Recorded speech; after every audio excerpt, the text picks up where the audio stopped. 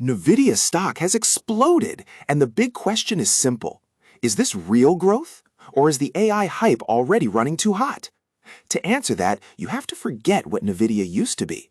It started as a gaming company. Its graphics chips made video games smoother and more realistic. That business still exists, but it's no longer the main story. Today, Nvidia sits at the center of artificial intelligence. The company makes GPUs, chips designed to handle many calculations at the same time.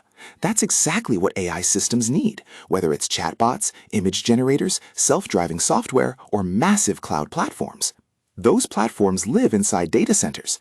Think of data centers as giant warehouses full of servers that power websites, streaming, cloud apps, and AI models.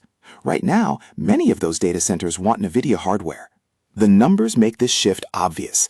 In its latest quarter, Nvidia reported $81.6 billion in revenue, and about $75 billion of that came from data centers.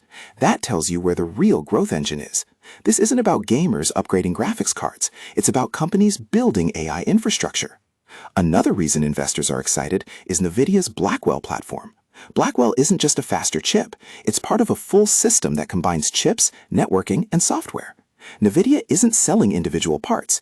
It's selling a complete AI factory that helps customers get models running faster and at scale.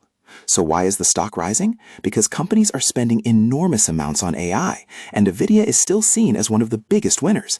Its latest revenue outlook even beat Wall Street expectations. But the risks are real. Competition from AMD, Intel, Google, and Amazon is growing. Supply chains matter, export restrictions matter, and the stock price already assumes a lot of success. So the real question is whether Nvidia can keep growing faster than expectations, not just growing. I am not a financial advisor, and this is not financial advice.